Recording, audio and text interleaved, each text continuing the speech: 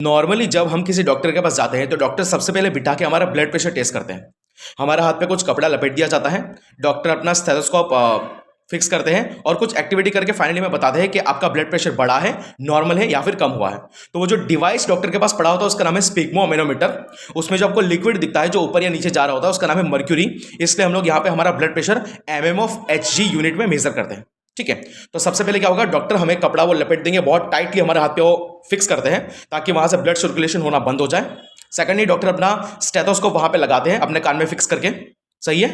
Thirdly क्या होता है कि वो डिवाइस एक पंप निकलता है तो डॉक्टर पंप देना शुरू करते हैं, पंप को दबाना शुरू करते हैं, जिससे क्या होगा कि वो मर्क्यूरी वहां पे डिवाइस के अंदर धीरे धीरे धीरे धीरे ऊपर होना मतलब जाना शुरू कर देगा। सही है। नॉर्मली डॉक्टर उसको 300 से ऊपर तक लेकर जाते हैं।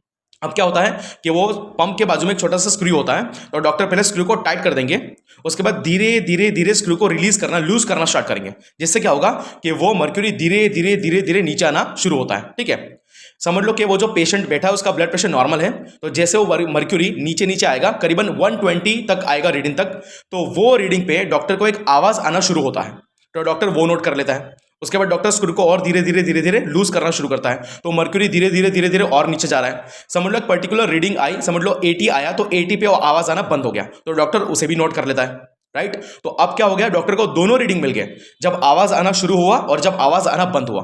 तो जब आवाज आना शुरू होता है वो होता है आपका सिस्टोलिक मतलब कि अपर ब्लड प्रेशर, और जब आवाज आना बंद हुआ वो होता है आपका डायस्टोलिक और you can say lower blood pressure. ठीक है, और फिर आपको डॉक्टर बता दे कि आपका ब्लड प्रेशर बढ़ा है, नॉर्मल है या कम हुआ है।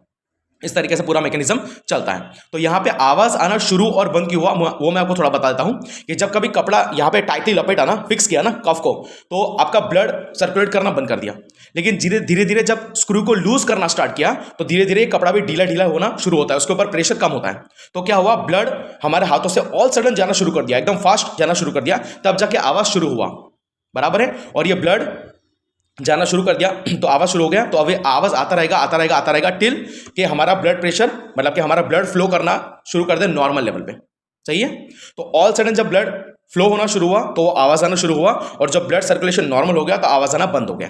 कुल मिला के है। ठीक है, तो डेफिनेटली ब्लड प्रेशर डिपेंड करता है हमारे हार्ट की एक्टिविटी पे कि हमारा हार्ट कैसे काम कर रहा है, या बहुत सारे और भी फैक्टर्स हैं। बट आई होप कि आपको समझ में आया होगा कि स्पिग्मोमेनोमीटर डिवाइस का एक्चुअल मैकेनिज्म क्या है जिससे डॉक्टर हमारा ब्लड प्रेशर मेजर करते हैं।